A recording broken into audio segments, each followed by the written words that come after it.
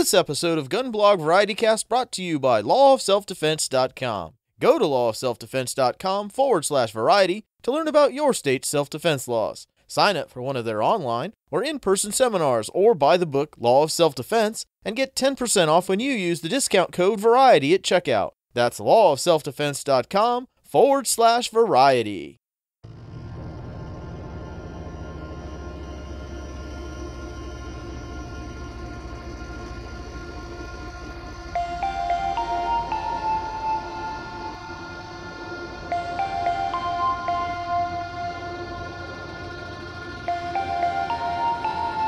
Sit back, relax, and take a ride with us on the GunBlog VarietyCast, episode 50.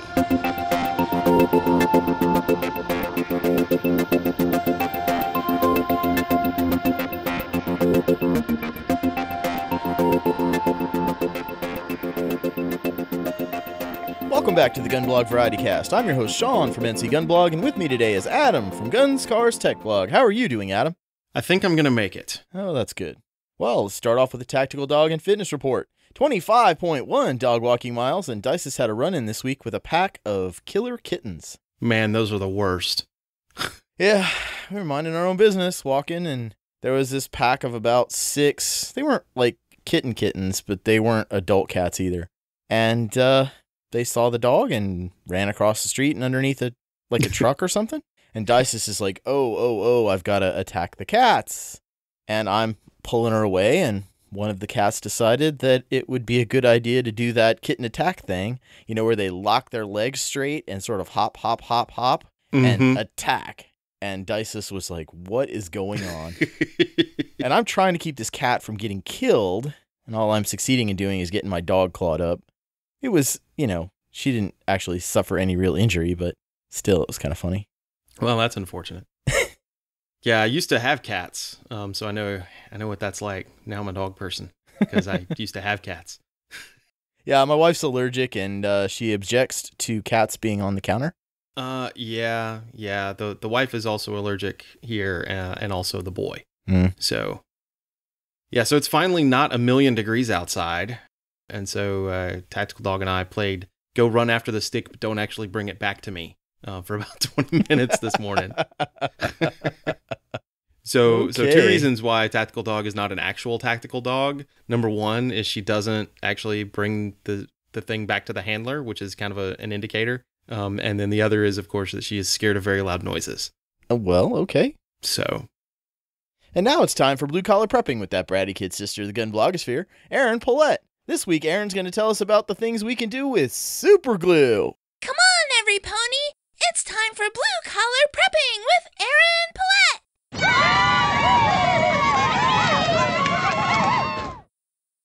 All right, Erin, what have you got for us today? Superglue. Superglue. Yes, it's a return to a favorite format of mine where I talk about the many uses of an innocuous item. So today I'm going to talk about why a tube of superglue belongs in every prepper's bug out or get home bag. Okay, I'm curious now. What else can superglue do besides glue things together? Well, let's not hastily dismiss the ability to glue things together, Sean. Being able to make a fast, strong bond can be quite handy. Superglue will bond to just about anything other than glass, so it has many adhesive uses. For example, if you have a tear in your tent or a hole in your shoe, a dab of superglue will seal the tear or fill the hole and keep things watertight. In addition, if you need to cut some paracord and don't have a flame to seal the ends off, you can use superglue to prevent fraying. You can also use a touch of superglue on your clothing if you don't have access to a sewing kit. Just a little dot of glue will hold a thread in place and prevent unraveling. Now, if you have a minor car malfunction, such as a cracked taillight or a loose mirror or a torn bit of hose or tubing, you can make repairs on the scene. And speaking of hose, Sean, I know you have sexy, sexy legs.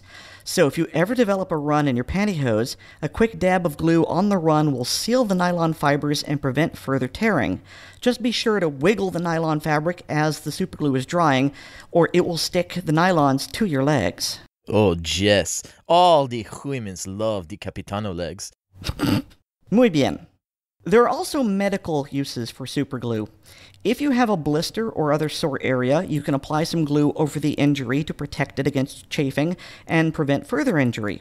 If you split or otherwise tear a fingernail, that glue can be used to seal the split and prevent further damage to the nail as well as the skin underneath.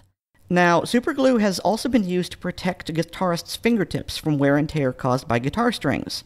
So you can do this if you're working outside a lot or are engaged in any sort of knuckle-bruising activity like working on an engine. You just apply a thin layer before you start work to give you an additional level of protection. And of course, if you cut yourself, superglue can be used to seal the wound. This is especially useful in very cold places where regular adhesives won't stick.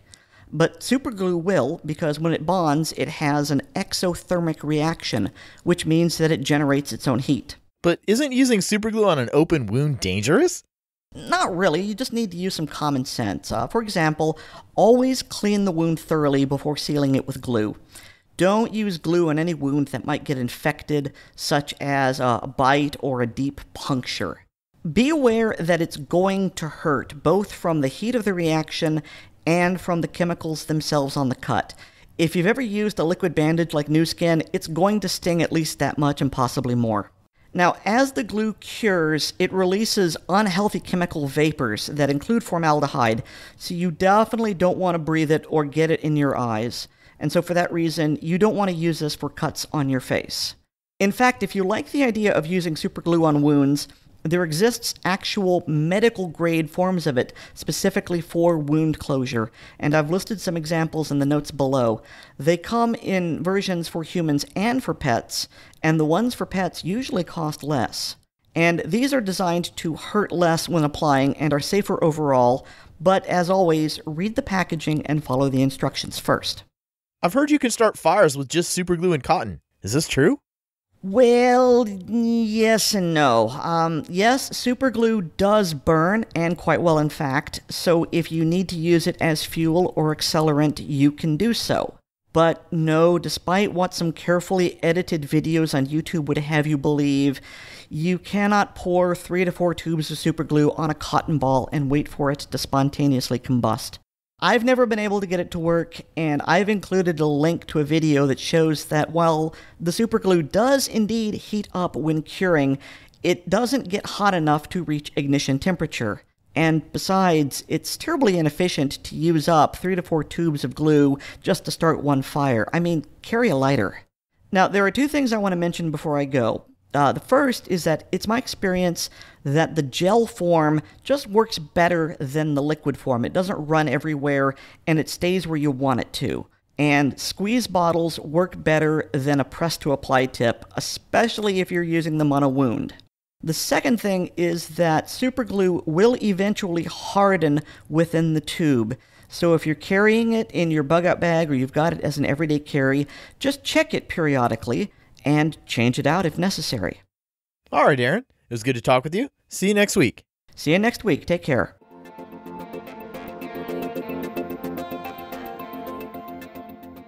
If you'd like to read more from Erin, check out her blog, lurkingrhythmically.blogspot.com. I can totally vouch for the whole superglue on wounds, especially if they may involve a 2-week-old baby and a fingernail incident. I'm just saying. By the way, where did that Capitano voice come from? Because that was hilarious. It's a theater thing that I do, or used to do. It's Commedia dell'arte. As a character I played, Capitano Spavento, who's a Spanish captain. So it's something that Erin knew about. That's why she decided to tease me about Capitano. I was just looking on the links on Amazon that Erin left for the show notes. There's a Dermabond and Vetbond, and Dermabond and Vetbond cost the same amount, except for Vetbond you get 6 times as much. Interesting. And you know what? If it's safe enough for my dogs, probably safe enough for me. If it's not good enough to put on my skin, probably don't want to put on my dogs. I can see that, but I'm not sure that I would go with then the dog stuff is safe for me. Not sure I go that far. Yeah, well, my wife says it's fine, so... Okay. The former vet tech, she said that's cool. Okay. Felons behaving badly. Woman murdered by ex-boyfriend in Franklinton. Franklinton is a town that is in Franklin County, just north of Raleigh. I was actually physically in Franklinton on Thursday. Little place. Dateline Raleigh. A man suspected in the slaying of his ex-girlfriend Sunday evening in a parking lot in Franklinton was arrested early Monday morning in Raleigh after an all-night manhunt. Suspect 35 was taken into custody at the Days Inn on Glenwood Avenue shortly after 6 a.m. Authorities said he surrendered after talking to his mother over the phone. Franklinton Police Chief John Green said suspect was taken to Wake Med for treatment of a gunshot wound he received from the victim, and he will be returned to Franklinton after his release from the hospital. He is charged with first-degree murder. Now, you always hear the stories of these women in abusive relationships who never leave and they never report it. This is not one of those cases. She did leave and she did report it. WRAL talked to her former husband about it. In accordance with our podcast policy, we have beeped out the name of the suspect. She lived in fear. Tommy Branch calls the murder of his ex-wife Tracy Williams tragic and preventable. Documents uncovered by WRAL show Williams begged repeatedly for legal protection from beginning in April when she filed this restraining order, saying her former boyfriend held a knife to her throat, threatening to kill her. But 9 days later, a judge denied the order of protection, despite prior arrests for drugs and ties to 2 murder investigations. In July, was charged with kidnapping Williams to, quote, terrorize her. But a Johnston County magistrate set a $75,000 bond and got out. So Williams bought a gun, took classes, and got a concealed carry permit, and continued to call police almost daily. She was crying, a nervous wreck, couldn't sleep. According to the Franklinton Police Chief John Green, she didn't just report it, she took pretty extreme measures to protect herself, measures the chief recommends to everyone in her situation. Basically, if anyone in that type of domestic situation, do what she did. Unfortunately, it just didn't work out completely for her, but you gotta report it. She even had went to the fact of changing her car so he couldn't keep up with her. But if you sit there and take it, then no one can help you, but you gotta report it so that way law enforcement can at least try to help you get out of that situation. The story says that the suspect got a gunshot wound from his victim. The chief explains what happened.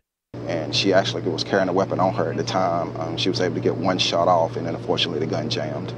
She was kidnapped on July the 5th by this person. July the 6th, she took out the restraining order, and after that point is when she bought a gun and she got a concealed handgun permit. They talked about that. Well, a concealed handgun permit in this state takes something like 45 days to get your hands on. So she got it real quick. Right. She did not get a concealed handgun permit by the normal process. If you have some specific reasons that you are under immediate threat, you can appeal directly to the sheriff of your county, explain the situation to him, and he'll run an immediate background check on you and issue the permit if the circumstances are right. So she didn't just, go through the motions. She went to her police chief, she went to the sheriff, and she had her concealed handgun permit expedited. She did take the concealed handgun class. They are reporting that. And so that was July 6th that guy got arrested, and she was murdered on the 27th. So 3 weeks later. 3 weeks and a day from the kidnapping to her murder. So what sort of person does this to his ex? Simple assault, affray, 4-3-96, misdemeanor class 2. Maintain any place controlled substance, 1-14-97, misdemeanor class 1. Possessing stolen goods, 3-29-97, felon class H. Carry concealed weapon, 3-29-97, misdemeanor class 1. Possess schedule 2, 3-29-97, felon class I. Maintain any place controlled substance, 4-1-97, felon class I. Possess with intent to sell, schedule 2, 4-1-97, felon class H. Speeding, 5-7-97, misdemeanor class 2. Driver's license revoked, 11-24-97, misdemeanor class 1. Operate a vehicle without a license, 1-7-98, misdemeanor class 2. Speeding, elude arrest, or attempted, 10-10-98, misdemeanor class 1. Regulation liquors, and I have no idea what that is, 12-12-98, misdemeanor class 2. Possessing stolen goods, 12-12-98, misdemeanor class 2. So he'd been clean for, 13, 14 years? And like they say on TV, but wait, there's more. Dateline Franklinton, North Carolina. A man accused of fatally shooting his estranged girlfriend in the parking lot of a Food Lion had been arrested 89 times before, according to the court documents. That's a few more than what you've got listed here. Yeah. Ties to multiple murder investigations? Yeah. he was out on $75,000 bond for kidnapping his girlfriend 3 weeks prior. Yeah. Felon in Which means he possession. only had to come up with $7,500. In this state, I think it's 5%. Oh, great. Mm-hmm. Awesome. Why was he out on the street? That's the question that everybody. Why was he out on the street? Well, back to Chief Green from the Franklinton Police Department. We play within the system, and unfortunately, if he made bond every time he was charged, so that's why he was out on the street. This is why I carry a gun. Like the victim in this case, I might lose the fight. But like this victim, there will be a fight. This week in Foreign Policy for Grownups, Nikki talks about the recent revelation that the leader of the Taliban, Mullah Omar, may have been dead for 2 years already.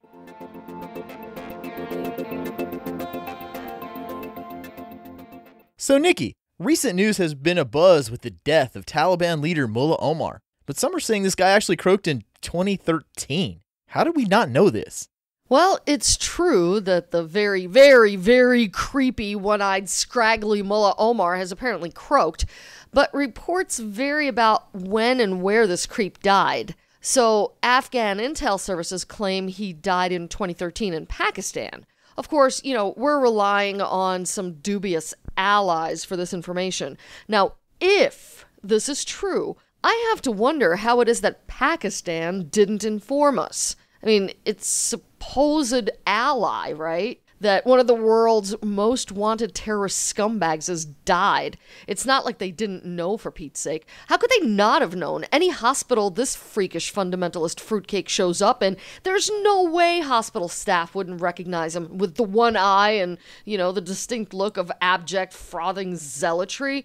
But you know what? The Pakistan intelligence services say, we didn't know anything about it. But you know what? That means if Omar is indeed a 2-year-old desiccated carcass, the Pakistanis have lied to us again, because there ain't no way they didn't know. It's not like this is the first time Pakistan has screwed us, right? Remember this little guy named Osama bin Laden? How long was he hiding out in Pakistan, in plain view of the Pakistani military and intelligence services? What about another terrorist by the name of Hafiz Saeed, the chief of the band of terrorist scumbags implicated in the 2008 attacks on Mumbai, India, which claimed 166 lives? Yeah, he's living there, high on the hog, in Lahore, Pakistan. And while we pour millions of dollars into Pakistan, ostensibly to help fight terror, Sky News reported in January that Pakistani officials have actually been using a secret counterterrorism fund to buy, wedding gifts, luxury carpets, gold jewelry for relatives of ministers and visiting dignitaries, stuff like that. But at least they're not funneling money that we give them to the terrorists, right? Right? Yeah, okay, right. Okay, I haven't seen anything that says Pakistan's government is giving America's money to terrorists. That said, there are definitely Pakistani charities that the Treasury Department has sanctioned that did precisely that. So this was back in April. We worked with Saudi Arabia, another dubious ally, to sanction the Al Furqan Foundation, which is a successor charity to 2 older charities. And those 2 older charities, after their operations in Pakistan and Afghanistan were exposed, had to change their name. So they merged and they changed their name to the Al Furqan Foundation. And they've been funding terrorists, so we worked with the Saudis to sanction this group, which essentially makes it illegal for anybody in the United States and anybody in Saudi Arabia, because we did this in conjunction with them, to conduct any sort of business transaction with that particular entity. And of course, if they have funds that belong to that entity, they would have to be frozen. Sorry. So it's no secret that the Taliban leaders, such as Mullah Omar and others, have been hanging out in Pakistan and directing operations from there with the full knowledge of the Pakistani intelligence services. Pakistan basically is just a big hole of terrorist activity. A hole we're apparently stuffing with money. Okay, so back to Mullah Omar. It doesn't really matter when he died, right? I mean, he's dead. It's a good thing, right? Well, sure, of course it's a good thing. Anytime a terrorist bites it, it's a good day. Not only does he ride on to meet Satan and will likely burn in a special hell in which he's violated by large goats, probably in retaliation for all the goat buggering he no doubt has committed in Pakistan, but in addition to this, it's entirely possible that the Taliban is rudderless and leaderless right now. I mean, they claimed he was still alive. They did so for 2 years. They claimed that he supported peace talks with the Afghan government.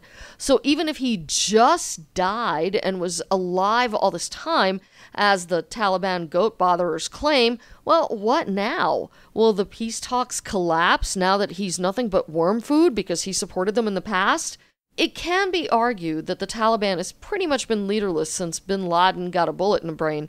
We've been picking off its leadership, many of whom have been hiding out in our good ally Pakistan's closet for God knows how many years.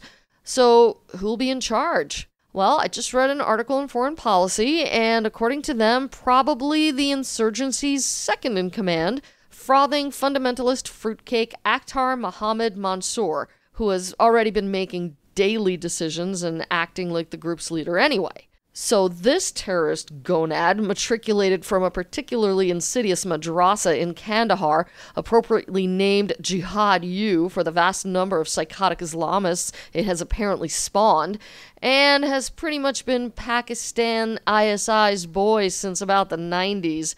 This guy's an opportunist who benefited from the power vacuum left by our surge, and is probably even now benefiting greatly from Mullah Omar's death, be it recently or 2 years ago. So he's not a particularly nice guy, but as Foreign Affairs points out, he's more pragmatic, he's more willing to negotiate, and actually less spiritual, if you can really call it that, than Mullah Omar, which means there'll likely be fractures inside the Taliban as more zealots vie for control. And, well, the more the Taliban fractures, the better as far as I'm concerned. All right, Nikki. It was good to talk with you. See you again next week. You bet. Take care.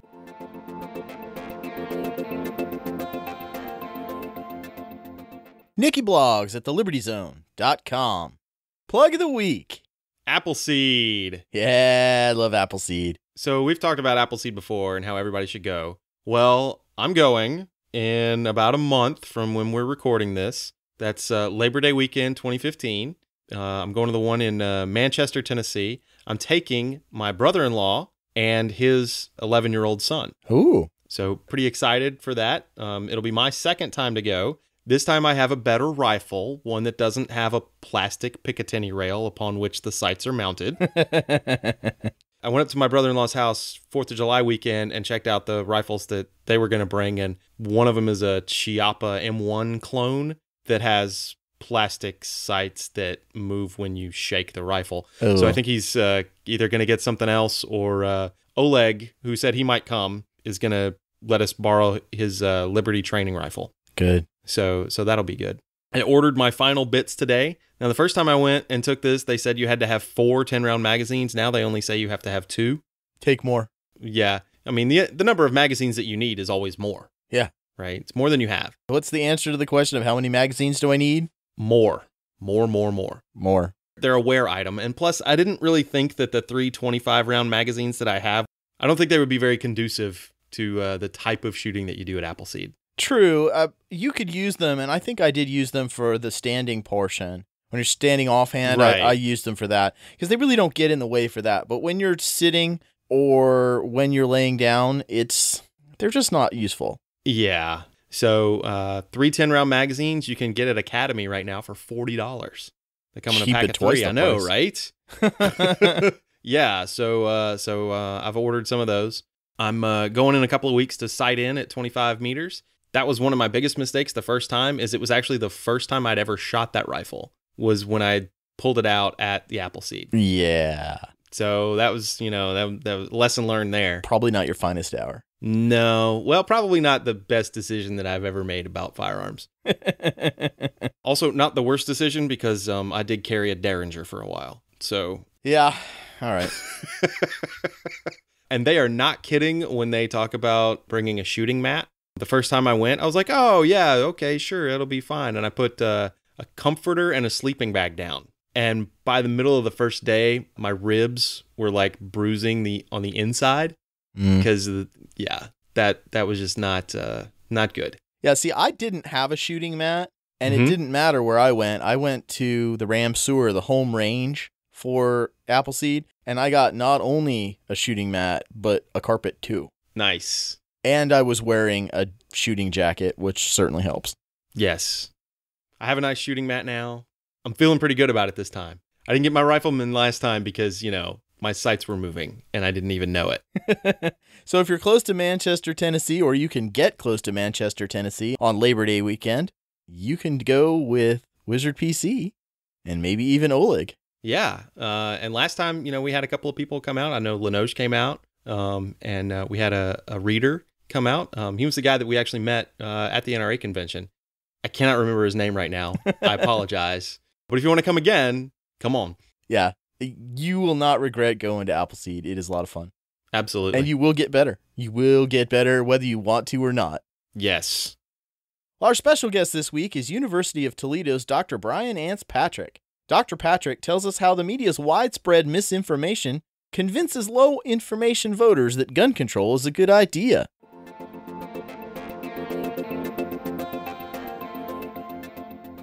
Dr. Brian Anse Patrick has been a professor of communication at the University of Toledo since 2000 and holds a PhD in communication research from the University of Michigan. He teaches undergraduate and graduate courses in research methods, group communication, propaganda, and persuasion. His honors seminars in propaganda and social science and American gun policy have ranked as the most popular courses in the university's honors program. He is a nationally recognized expert in American gun culture, frequently speaking at events and symposia. Welcome to the show, Dr. Patrick.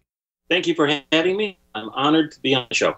Dr. Patrick, a few shows ago, one of our contributors, Weird, fisked an article by a couple of Bloomberg brown-nosers who thought that the best way to prevent so-called gun violence was to institute mandatory federal permits to purchase handguns. Wholly aside from the fact that federal pistol purchase permits would have zero effect on crime, I was struck by how glib they were about reversing the entire relationship between the citizens and their government. I can see the argument that some people have lost their rights, but the assumption has always been that it was the government's job to prove that someone is unfit, not the citizen's job to seek permission before exercising their rights. What thought processes bring people to the point where they believe that a citizen is only allowed to exercise those rights that a government has given them permission to exercise? I'd say the thought processes are shallow ones.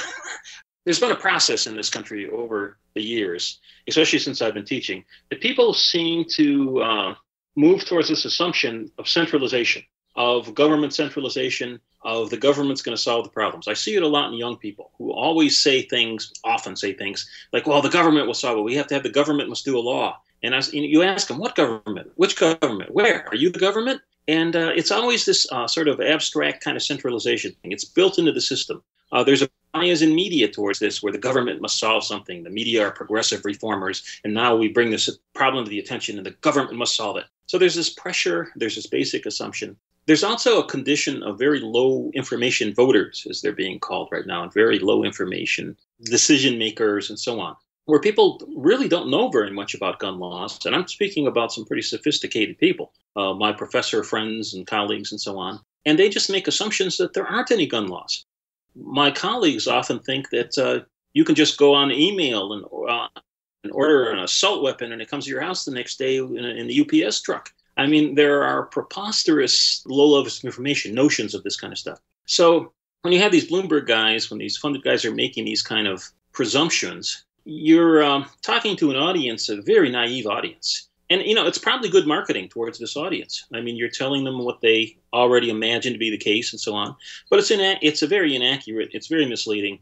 And it's sort of the downward, it's trends towards the downward way, if you know what I mean. The easy road of low information, just let's make a reactive decision and so on. It's not good politics, for one thing. And the reason these people generally lose in good politics is because, fortunately, we have a Congress and a Senate that some people actually put this stuff together and think about it. In America, our law assumes that anything you do is legal unless there's some law against it. If we have to have advance permission to purchase a firearm, doesn't that basically make it a system of banned unless specifically permitted? Oh, sure it does. Let me refer to the Castle Doctrine and Stand Your Ground laws. The good thing about those laws is that for a long time in the court systems and precedent and so on, the laws had been reversed such that you had to prove you were right instead of the government proving you were wrong if you were accused of a crime. And that's always been the way in common law, English common law, American law, where the government has to prove you did something wrong. You don't have to say a word in your defense. and you are innocent unless they can prove otherwise. So yeah, it does very much change the assumption. Now, this notion of a national purchase permit is kind of silly because it's anachronistic. I mean, first you're going to set up some federal bureaucracy to do this thing that's already done now instantly by the National Instant Check System. And again, this is another one of those things that appeals to low-income voters and people who watch media who don't know there are laws that regulate these things. They don't know there's a National Instant Check System. They don't even know it's illegal for felons to own guns. So they think that somehow this new let the government solve it bureaucracy is going to solve what they perceive as problems, which are, we know that's not really the problem, is the people who are buying pistols. It's the people who are using them badly, who are stealing them, who are getting them through illegal means. But we know damned well it's the lawful gun owners are lawful people. We have lots of information to support this. But if you get all of your information from ABC News, from watching old Law and Order episodes, you're going to have some pretty wild ideas about the nature of guns and social use in this country. Since your background is in media and you wrote an entire book on propaganda, how does reversing the burden of proof make it easier for gun banners to argue their views in the media? By reversing this burden of proof, they no longer have to make a case. I mean, one just makes an assertion and there's no need to prove it. In traditional jurisprudence, things are set up that way. It's essentially an Aristotelian, out of Aristotle type of logic. You advance a thesis, so-and-so is guilty of crime X, and then you must prove it. And if you don't prove it, you haven't made your case. As simple as that. So, but what this really does is it takes away any need for evidence. It just is, it's basically an assumption of guilt. It aligns very much with the preconceptions, media-derived preconceptions you get from mass entertainment and so on. So this really seems like a good idea to low information people who know nothing, but it's disastrous. It's outrageous. It's completely opposite to the principles of Western culture based on logic and experiment and empirical research and give me some evidence. It's almost like a witch hunt where you just simply you tell the witch, you're a witch. It comes down to an allegation, becomes sticks. That's all it takes is an allegation. It's not the way Western culture got to be Western culture. Let's put it that way. All right, Dr. Patrick, it was good to talk with you. I'll see you again soon. Okay, indeed. Thank you.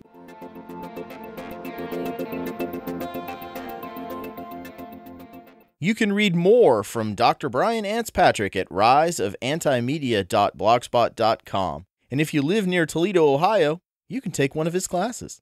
So it's interesting because I think that's what he was talking about, is how we in Tennessee wound up with a Republican candidate for Senate who claimed that all of her guns were registered with the state. We don't have registration. Because she doesn't know any better. Right. Hey, I filled out a 4473. That means my stuff's registered, right? No. Yeah. No, that's not what that means. And I actually had a sit down with her and I said, look, you can't be talking like this because if you think that guns are already registered, then when somebody talks about federal registration, you're going to be like, well, I don't understand what the big deal is. Fun with headlines. All right. So I had to reach back into the archives because apparently my summer interns who normally write these awful headlines have, I don't know, gone on vacation or something. So this one is actually from 2 years ago. Williamson County suspects cases dismissed after clerical error. Some suspected criminals in Middle Tennessee are walking free after the courts made a big mistake. By law, a judge is supposed to sign probation violation warrants, but the wrong person signed an unknown number of those warrants in Williamson County. A wrong person? How do you have somebody not... How does that even happen? That's not really a clerical error. Was it the wrong judge that signed it? No. Tennessee law requires a judge to sign probation violation warrants, but in Williamson County, those warrants were being signed by judicial commissioners and clerks. How does that even... What? I know. So I think, going back to what our special guest this week said, I think that because you and I watched Law and Order, we think that all warrants have to be signed by a judge. Yeah, I kind of thought that's what they were supposed to be, right? Right? That totally makes sense. Or a magistrate. I mean, I could totally see that. Right. But a clerk? Yeah, so the Williamson County District Attorney believes the courts may have been confused by the kind of warrant they were signing because Tennessee law allows standard arrest warrants to be signed by judicial commissioners and clerks. So they can sign arrest warrants, but they can't sign probation warrants. And this was just shocking to me that they could, that sign people, anything. Not judges, could sign any warrants. Yeah. Really? Apparently. I don't know, dude. This is like Fun with Headlines and Strange Laws. Seriously. Throwback. I got nothing, man. I don't know.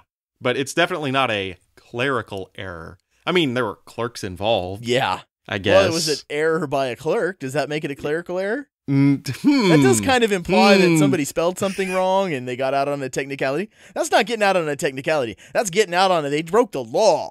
Yeah. Oh, well. So, Adam, are you all excited that the new Windows 10 is out? I actually am kind of excited about that. And then... Well, Barron tells us to hold our horses in... Tech tips, tech tips, tech tips. You are damaging my calm. Tech tips with the Barron. Barron, I've been seeing a notification about a free upgrade to Windows 10. Should I do it? The short answer, Sean, is no, don't do it. But you probably want to know the why.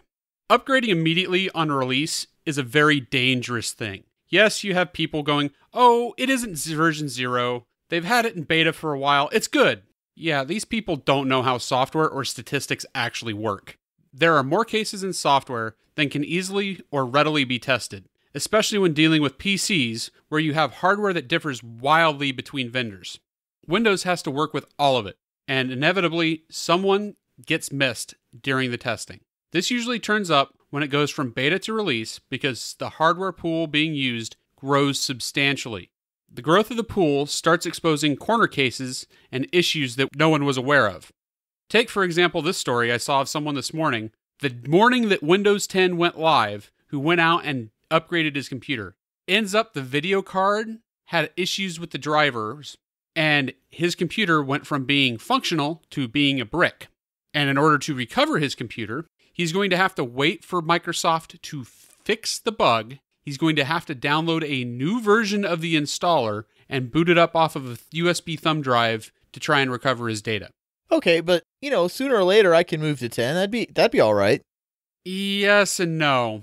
I'll be honest. Eventually, I will probably end up running Windows 10, not because I want to, but because I'm going to have to for my employment. Remember, I'm a computer software engineer. I get to deal with the software packages that vendors give me, and sometimes they're jerks and say, we only provide binaries for Windows, and it makes my life hell.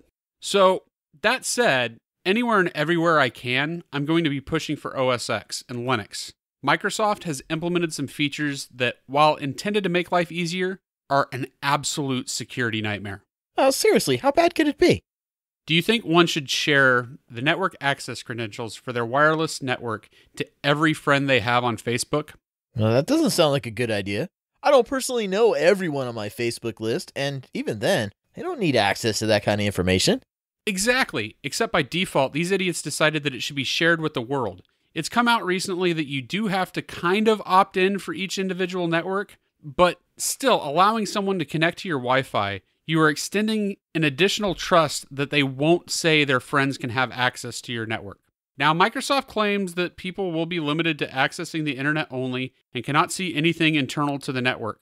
The problem is this is all sandboxing being done by their computer, meaning there is no guarantee that's going to be the case. Okay, so don't upgrade to Windows 10. Got it. Sadly, it's not quite that easy. Note I said it was up to your friends to whether or not they shared your info or not. You need to be not letting anyone bring any device onto your network. Truthfully, you have to fully segregate them. Most people like me actually have 2 different access points running on their network. One that I use for my personal computers, my wife, and all of our personal devices, things that I physically control. The other access point we use for guests. I consider that the untrusted network. But overall, Microsoft has made everyone's lives difficult. Because in order to opt out and guarantee your friends don't share your network, you're going to have to append opt out to the end of your SSID for your Wi-Fi network name. So the onus has gone from the people running Windows 10 to everyone who wants nothing to do with it. The default behavior is wrong, and this should entirely be an opt-in, not an opt-out. So what do you recommend that I do? 1, don't upgrade a thing. If you really want Windows 10, just buy a copy. This way you can install from the ground up, clean and without any issues.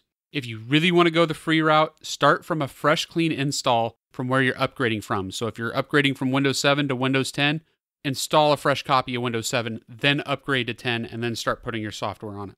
If you have a second hard drive, if you understand the word partition off some extra space And that way you can actually have your original OS still bootable, and then you have Windows 10 off to the side. Back up all your stuff before you start doing any of this, because if something goes wrong during the update process, and odds are it will, a friend of mine who used to work at Microsoft evidently reported a bug a while ago, back in Windows 8. It still exists in the update path for Windows 10. Seriously, don't trust that it's going to go off without a hitch. Back up your stuff. We've talked about this before. Don't let your friends use your personal Wi-Fi.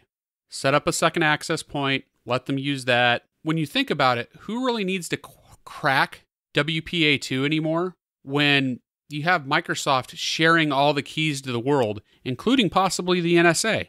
So yeah, don't trust Windows at all. At all. And lastly, remember that security boils down to trust. Who and what you can trust with what information. All of a sudden, people's computers cannot be nearly as trusted as they could previously. This isn't to say that they should have been trusted before, but all of a sudden, the computer is seriously conspiring against you. All right, Barron. It was good to talk with you. See you again next week. See you next week, Sean.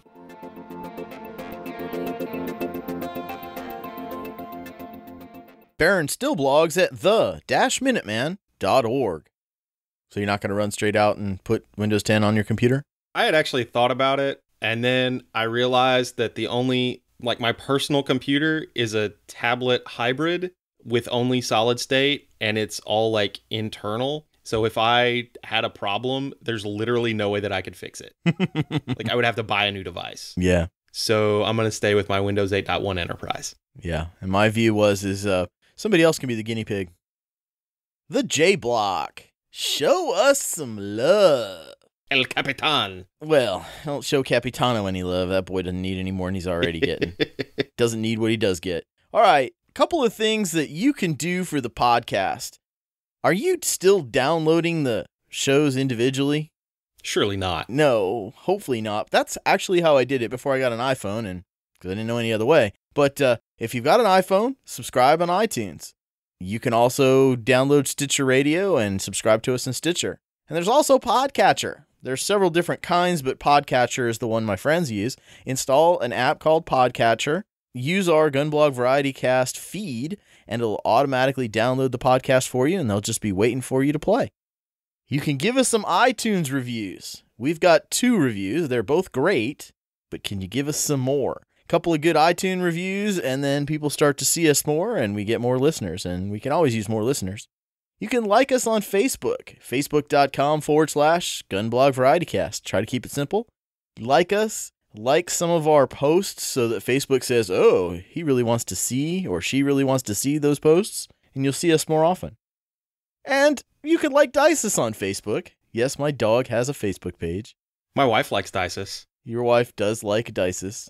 Dices is on Facebook because it was easier than sending periodic pictures to my mother-in-law.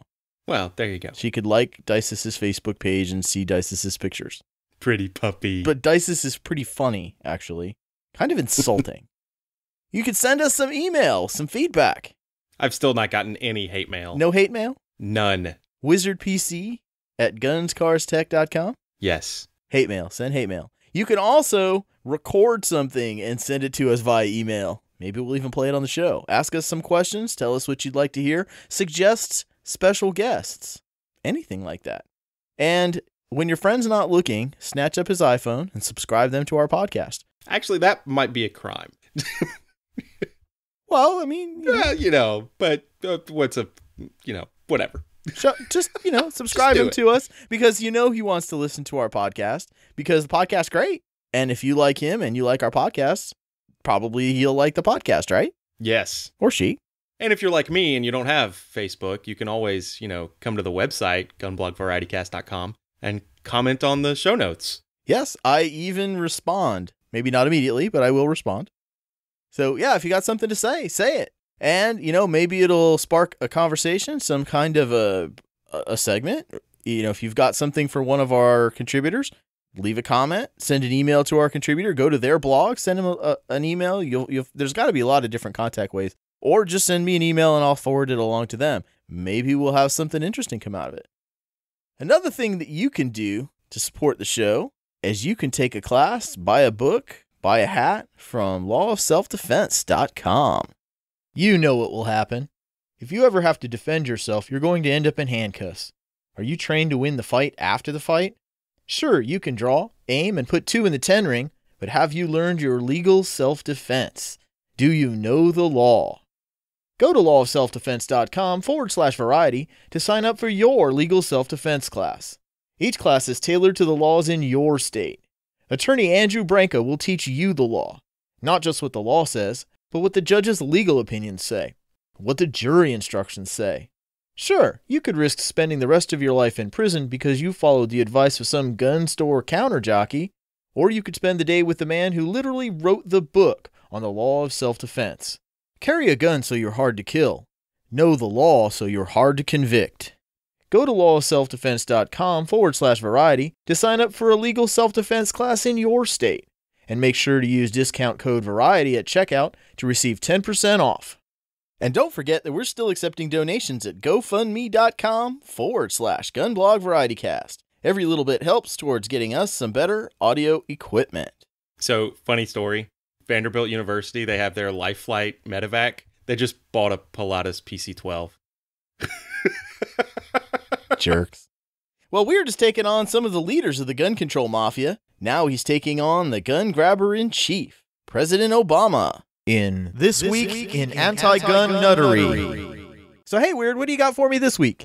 Our president is expressing frustrations that nobody is rounding up those icky guns and submitting to hourly background checks that spree killers seem to have no problem passing. This recent quote rings very similar to some words spoken by the president after the murders at the Washington Navy Yard. We Americans are not an inherently more violent people than folks in other countries. We're not inherently more prone to mental health problems. The main difference that sets our nation apart, what makes us so susceptible to so many mass shootings, is that we don't do enough, we don't take the basic common sense actions to keep guns out of the hands of criminals and dangerous people. What's different in America is it's easy to get your hands on a gun. Arguments could be made about if Americans are more violent than people of other nations. Even before the Industrial Revolution, when nobody considered a musket, a rifle, or a pistol any different than a pocket knife or a tinderbox, all across the globe, the U.S. has had more violent crimes than other European nations and Canada. Still, he isn't wrong when you look at the international violent crime or murder rates. The U.S. is right in the middle of the pack. But no, we're close to and ahead of many nations that do a lot of work to keep their populations unarmed. As for mental health problems, it sounds good when people say it, but what does it mean? Are we talking about violent psychotics or just people with minor bouts of depression or ADD? Defining mental illness is a pitfall-ridden topic that's probably better discussed in its own segment. Now, when he says basic common sense actions, is he noting the irony that he's speaking at a military base that was shot up by one nut with a damn shotgun because the base disarms its employees but obviously doesn't supply the appropriate security where someone can easily smuggle in a shotgun or handgun and commit a killing spree? Whether it be Fort Hood, which happened twice, or this Navy Yard shooting, all were ended when a good guy returned fire. And the shootings went on as long as they did because armed good guys were in short supply in military bases, which is damn sad. I would note that the Second Amendment is an enumerated right in the Constitution, so yeah, it should be easy to get a gun in this country, but anti-gunners don't care about the Constitution. This leads up to a recent BBC interview. If you ask me where has been the one area where I feel that I've been most frustrated and most stymied, it is the fact that the United States of America is the one advanced nation on earth in which we do not have sufficient common sense gun safety laws. I really love that last bit of one advanced nation on earth in which we do not have sufficient common sense gun safety laws. Boy, that is a mouthful of BS doublespeak. We again have the arbitrary advanced versus non-advanced trope. Of course, he's talking here about laws, not violent crime statistics, so I assume that nations like Mexico, Brazil, Russia et al., who have running water, electricity, modern medicine, are now advanced since they disarmed their citizens, and we can ignore their horrible violent crime issues. Also, think of this when someone says no one is coming for your guns. Obama has been trying to take our guns away, and we've been fighting back, and he's pissed about that. even in the face of repeated mass killings.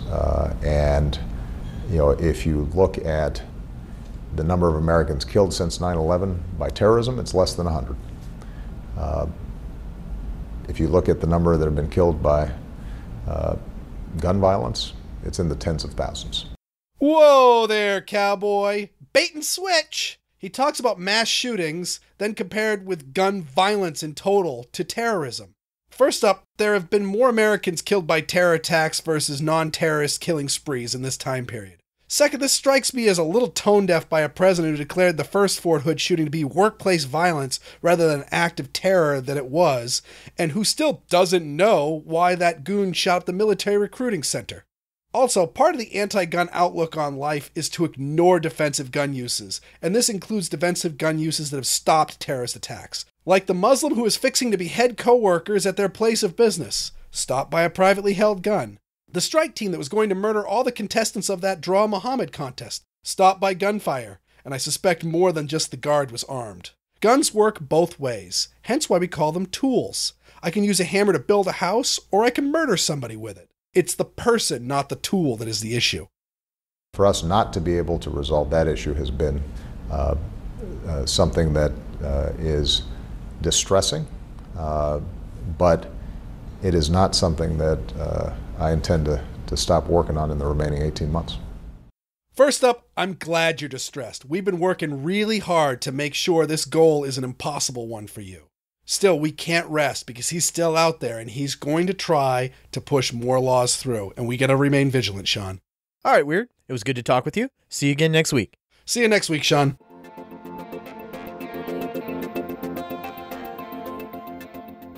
In addition to appearing here, Weird is a regular host at The Squirrel Report and blogs at weirdworld.com. That's WEERD world.com. Stuff that grinds my gears. What do you got, Adam? Sean, do you know what a MAC address is? I want to say it's like the same thing as an IP address, but it isn't, is it? It's like, doesn't it go to the computer? They're kind of related. So your IP address is your internet protocol address, and you get a new one, depending on your network, you get a new one every time you turn on your computer. Okay. Or if you go to a new network, you get a new one, basically. And that's not always true, but generally that's true. Your MAC address is actually hard-coded into the chip on your network card when it leaves the factory. Okay, so your MAC address is supposed to be unique to that one piece of hardware. That's the number on my modem that I had to give to the cable company so they knew that that was okay to be on their system. Yes. Okay. So when network traffic flows, the packets, so the little bits of information that they're passing, contain the IP address and the MAC address. And the MAC address is how your router knows that when you send from your laptop a request out to a web page, that's supposed to come back to you, to your laptop, and not your wife's laptop, even though they share the same IP address to all other computers that are outside of your home. Oh, okay. So that's how that works. So I have a hardware vendor who assigns MAC addresses using software. And I won't get terribly into the details, but basically I have this big box that can hold 16 computers. And so they assign the MAC addresses to each one of these 16 computers. Well, they start with the same MAC address for each box. So this one's MAC address 1, this one's MAC address 2, 3, 4, 5, 6, 7, 8, all the way up to 16. Mm-hmm. The problem is I have hundreds of these boxes. So you have hundreds of 1s, 2s, up to 16s? Yeah. So we have to maintain our own database of this box over here uses 1 through 16, and this box over here uses 17 through 32, and this box over here uses this MAC address range, and this one uses this MAC address range. Yeah, I didn't realize that until today when I called to have a new server, basically put an operating system on it, and the guy was like, oh, well, I have to make sure that I have a good MAC address. I'm like, what do you mean you have to make sure you have a good MAC address? They come from the factory like that. Oh, no. They keep it in their own little database. So there's a saying in IT, the wonderful thing about standards is that you have so many to choose from. Yeah. This is not something that you get to choose from. It's really not. So basically you have a whole bunch of computers named John Smith. I have a whole bunch of computers named John Smith. Now, when they come in from the factory, of course, we apparently know this at the data center, and so we reassign it. So everybody, when they show up to school, is named John Smith, and then the teachers individually rename them, and they have to keep their own records of what the kids' names are. See, this even doesn't make sense to you. Right, and all I know about computers is how to turn them on and turn them off. Yeah. That's like issuing the same license plate to every car. That's a very good example. Yes. I can see some advantages to giving the same license plate to every car, but it wouldn't be advantageous to the police. No. In fact, I'm really liking that idea. Hey now. All right, how about you? So there seems to be a school of internet-era journalism where the author writes insulting things about the United States while comparing it to enlightened Europe, which of course is a much better, cleaner, and more moral place. Of course. I think the key to really turning up the heat on this kind of link bait is to include some really blatant errors, making Americans want to respond about your obviously wrong article. I think that's Vox's entire business model. I think there's a few business models that's exactly what they do. And I feel really dirty for feeding this link bait article, but I just can't help myself. This comes from an article, Europe to America. Your love of air conditioning is stupid. Naturally. The weather in Washington, D.C. and Berlin, Germany has been pretty similar recently. There is one striking difference between the two capitals, though. Whereas many Americans would probably never consider living or working in buildings without air conditioning, many Germans think that life without climate control is far superior. Is this idiot insane? He's trying to compare the weather in Washington, D.C. to Berlin? Is he stupid? I just looked up Weather Underground's data for the month of July. D.C., average daily temperature, 82 degrees Fahrenheit. Berlin, average daily temperature, 68 degrees Fahrenheit. How are these two temperatures even remotely comparable? That they both have an 8? Yeah. That's 14 Fahrenheit difference in average temperatures. That doesn't even include humidity. I even went back and I checked the monthly average temperatures for the last year, and I found exactly what you would expect I would find.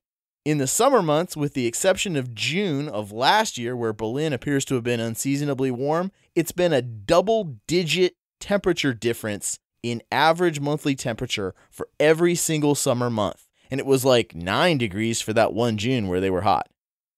Berlin and DC are not by any stretch of the imagination similar climate-wise. Basically, the first thing anybody learns about Washington, D.C. is that until air conditioning was invented, D.C. was considered a hardship post for European diplomats. And there's a good reason for that. The White House sits right around 38.9 degrees north latitude. Berlin's Bellevue Palace, which is roughly equivalent to the White House, sits at 53.5 degrees north. Washington, D.C. is the same latitude as Lisbon, Portugal. And anyone with even the tiniest familiarity with American geography can see that about half of the United States is south of Washington, D.C.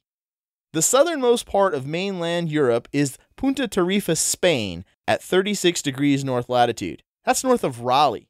It's the same latitude as Nashville, Tennessee, the very top of the Panhandle in Texas, Las Vegas, Nevada, and it hits the coast of California closer to San Francisco than to Los Angeles. If I had to guess, I'd say about a third of the population in the United States lives south of that line.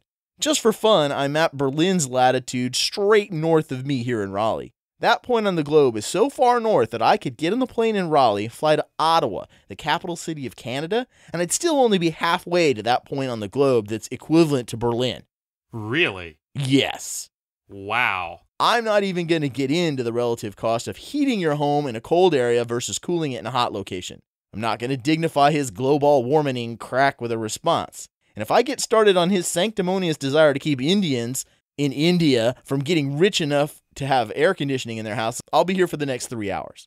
Suffice it to say that this clown really doesn't have a clue about what it's like living here in the hot parts of America.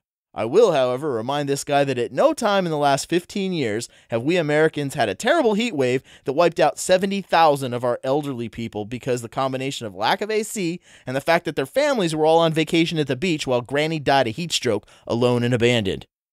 So I can remember being, 15, 16 years old and looking at a map and going, so Rome and New York City are the same distance from the equator? Mm-hmm. Interesting. So yeah, Europe is a whole lot further north than people think it is. It is. It's on the wrong end of the Gulf Stream, so a lot of the heat from what to us is the Caribbean ends up hitting the north coast of Europe, and it changes it's a very different climate. Yeah, and sucks to be them when that Gulf Stream changes. Not my problem. Well, that's our show for the week. Thanks again to Rob Allen for our music, and thank you for listening to the GunBlog VarietyCast. Constructive criticism can be sent to Sean at SeanSorrentino.com and hate mail to WizardPC at GunsCarsTech.com. Show notes can be found at GunBlogVarietyCast.com/episode 50.